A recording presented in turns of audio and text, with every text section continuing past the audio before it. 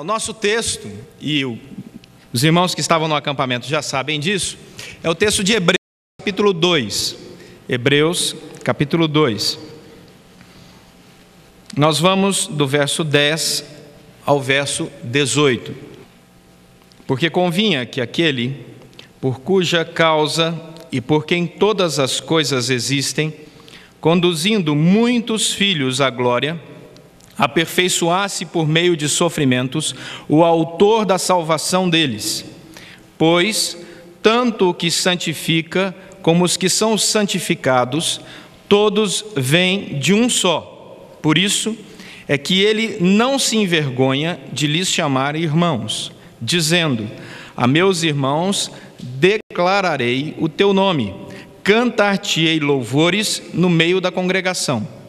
E outra vez, eu porei nele a minha confiança. E ainda, eis, aqui estou eu e os filhos que Deus me deu. Visto, pois, que os filhos têm participação comum de carne e sangue, destes também ele, igualmente, participou, para que, por sua morte, destruísse aquele que tem o poder da morte, a saber, o diabo, e livrasse todos que, pelo pavor da morte, estavam sujeitos à escravidão por toda a vida, pois ele, evidentemente, não socorre anjos, mas socorre a descendência de Abraão. Por isso mesmo, convinha que em todas as coisas se tornasse semelhante aos irmãos, para ser misericordioso e fiel, sumo sacerdote nas coisas referentes a Deus, e para fazer propiciação pelos pecados do povo. Pois, naquilo que ele mesmo sofreu, tendo sido tentado, é poderoso para socorrer os que são tentados. Será que vamos conseguir colocar um trecho de um filme do Mel Gibson, que muitos conhecem, A Paixão de Cristo? Eu queria que você atentasse aí. Pode liberar. Vamos assistir um pedacinho desse filme. Vamos lá.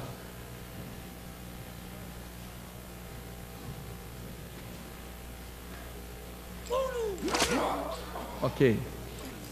Queria que você olhasse e atentasse para as expressões de Cristo Jesus aí, neste filme. E você olhasse para os olhos de Cristo Jesus. Aqueles que já assistiram o filme ou têm um filme em casa, eu queria desafiar você para que você levasse esse filme ou assistisse novamente esse filme e prestasse atenção no rosto de Cristo Jesus. E agora, esse momento em que a mãe enxuga o sangue do filho no caminho. Eu queria que você pensasse o que é que passa no coração de uma mãe numa situação dessa. O que é que passa no coração dos amigos, dos familiares, numa situação dessa?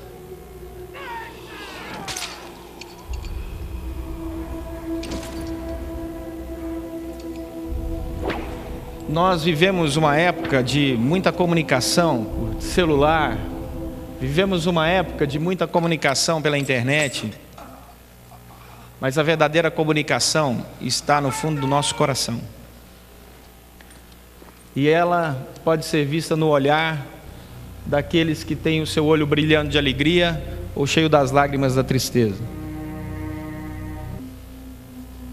E é comum você encontrar pessoas com os olhos baixos por causa do sofrimento.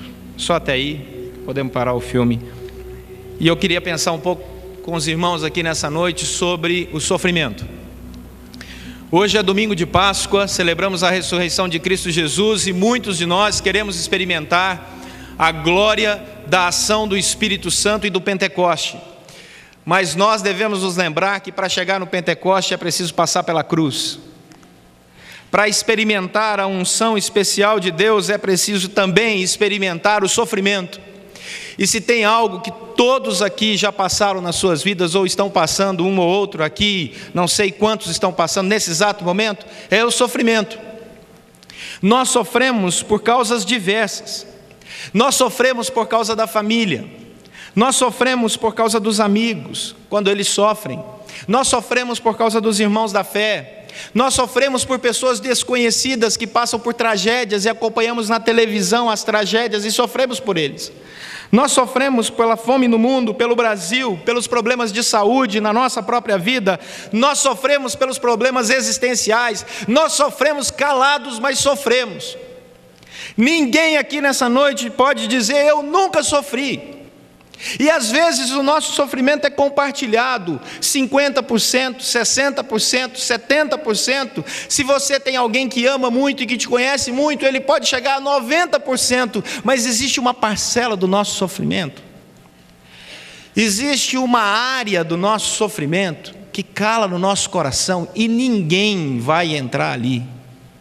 Ninguém, por mais que te conheça, pode saber lá no fundo da sua alma o que é que você está sentindo, quantas imagens passaram no seu coração, quanto a dor a sua alma sentiu e sofreu, e sente e sofre. Ninguém. Se você estiver casado há 60 anos, 70 anos, a sua esposa ou seu marido não vai poder saber 100% o que passou na sua mente, no seu coração, naquele momento do sofrimento, porque é muito próprio seu. Não dá para verbalizar quando nós estamos passando por um momento de sofrimento e de dificuldade, tudo aquilo que estamos passando. Por isso, a vinda de Cristo Jesus, o olhar de Cristo Jesus, o olhar daqueles que amavam a Cristo Jesus, são palavras que não podem ser comunicadas. Quando Jesus recebe a negativa de Pedro, diz o Evangelho que o Senhor passa e ele apenas olha para Pedro, é acusação sem palavras. E Pedro se lembra que Jesus havia avisado a ele poucas horas antes: hoje mesmo você vai me negar 3 vezes. Jesus não precisou usar uma palavra para atingir o coração de Pedro, apenas o olhar de Cristo já deu a Pedro a exata dimensão da solidão. Parece que não, mas em 1987 eu assumi a primeira igreja como candidato a ministério. Nós estamos em 2009. Eu sei que os irmãos estão pensando: como ele assumiu um pastorado novo? É verdade. E se tem uma coisa que o pastorado me ensinou no gabinete, foi a respeitar o sentimento e a dor do outro.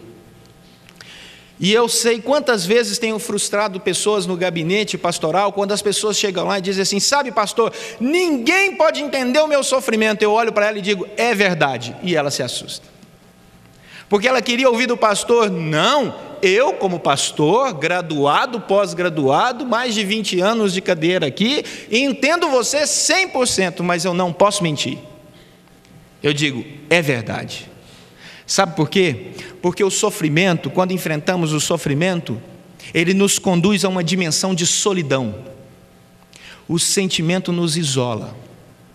O sentimento no meio do sofrimento, esse sentimento da solidão. Nós somos levados a uma dimensão onde ninguém entra, a um terreno onde ninguém tem acesso, ali na solidão do sofrimento, desse sentimento puro, diferente. Porque a solidão é pura, porque a solidão é nossa. Ninguém interfere no nosso espaço separado da solidão. E é por isso que o autor de Hebreus quer dizer para todos nós que, se o sofrimento nos isola, Cristo se aproxima desta área que ninguém pode entrar, chega nessa área e faz morada nela. E é por isso que esse Jesus que nos ama e que hoje celebramos sua ressurreição, morreu na cruz com aquele olhar que é o nosso olhar, com aquele suor de sangue que é o nosso suor, com a dor que era nossa, com a penalidade que era nossa, com a punição que era nossa. Ele assumiu tudo isso para ter acesso ao Santo dos Santos do nosso coração, assim como nós temos acesso ao Santo dos Santos da sua presença. E por isso o autor de Hebreus gasta um capítulo inteiro aqui dizendo: vamos olhar para esse Jesus Cristo que é o centro da nossa fé. E o capítulo 1 de Hebreus diz sobre anjos, fala sobre Deus, fala sobre Jesus Cristo, fala sobre o homem, fala sobre carne, fala sobre sangue, fala sobre salvação, santificação, fala sobre tentação, fala sobre sofrimento, fala sobre misericórdia, mas fala sobre socorro.